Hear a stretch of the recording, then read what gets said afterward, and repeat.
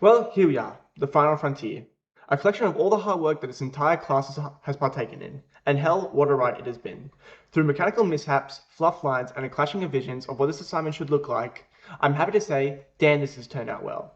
Everyone put their best foot forward, and not only did what we did happen, it also turned out to look very good.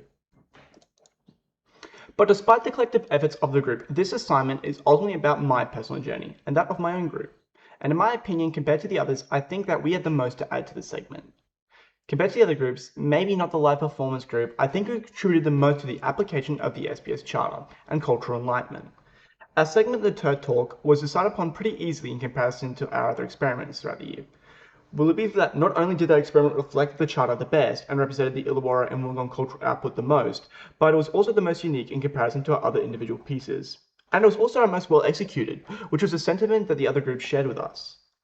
Gus and Nikolai were confident and ready for questions. Their differing positions within the Turd enabled us to explore two different visions of what it means to contribute to it, with Gus being an editor and Nikolai being a designer and photographer. The Turd interview presented a people that were a connection to the Wollongong landscape, a chance to showcase their contribution to the cultural exchange. No skits, no performances, none of that, just people talking about their passions. It played into the pub theme only through aesthetic.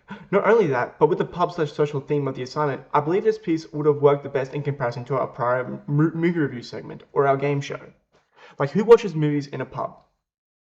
Linking this idea of an interview in a pub was kind of easy, to be honest. As set designer, Lynn crafted many elements that work within the theme. The drinks element, the way the set communicated the cozy indoor seating area of a pub, and how we all communicated this as well. A casual, lighthearted interview, which was what we were going through, which was different to traditional interviews or talk shows, where people wore expensive button-ups and whatnot.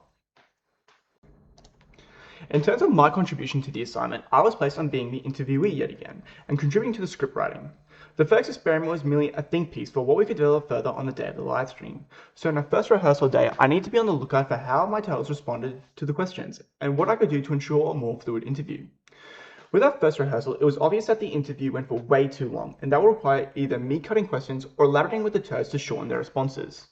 Not wanting to have to restrict the turds to guidelines, I decided to cut some questions as to let them answer each one with as much time as possible. Notably, I cut questions that I believed were unnecessary. For example, many questions ended up with the turtles giving similar responses to questions, and by removing these overlapping ones, I was able to shorten the interview process while maintaining similar ideas. Many in my group also disliked my clear Australian vernacular and felt as though it deprived my interview of any sort of professionalism.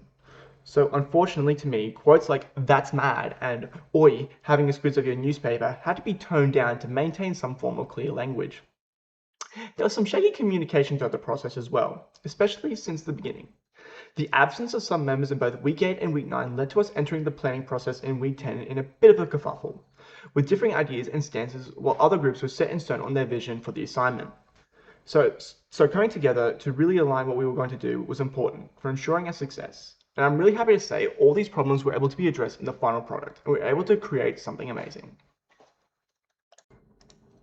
In terms of the class as a whole, I felt as though everyone put a foot forward to contribute to another group's success. Immediately during the planning stage, we recognized the necessity to contribute as one unit. It was through this collaboration where our theme was decided with the pub gods, and our order of segments was also decided. Through this came our shared Google Doc, with each of our scripts and camera guides were, allowing for production to have an easier job of identifying what needs to be done in each segment. In terms of my contribution, I can't say it was as big as other people's contribution, say productions. Like many other actors, my role was reduced to just ensuring our segment went well. The only element I can think of that was accomplished was filling in for the band during rehearsal, which was a bit of a chin wag in my opinion. But beyond my contribution, above all, the group production was fantastic. In terms of stuff I would change though, however, I think having a larger in-person crowd can ensure not necessarily a more engaging live stream, but one where our efforts could feel a bit more valued. We could have made a bigger point in inviting friends or family to come and watch. And at times, group communication was very muddled. Obviously, with our priorities lying in our own segments, it was hard to really give any time to other people's groups. This is why the transition from one segment to another took so long to get right, since the overall idea of what was being accomplished in each section wasn't communicated effectively, and priorities were put in place for our own segments. All in all, this experience left me so much to take into when I go into the workforce into the future. Me wanting to get into the creative marketing sphere, I could see what I learned throughout the year being great use to me, for example, during an advertising shoot or a product panel for a newscast. The class has also given me a new context to creative media in general. The process is not a one-man army, and a single person's vision will not ultimately come to fruition. But the collective ideals of an entire group of people working to create something is what will ultimately get you over the finish line. What has transpired in the class has also given me new insight into what careers can be garnered from 303. In the past, I could not see myself in a position of being a cameraman or director or a studio operator. But within 303, it has also given me the confidence to potentially pursue these careers in the future.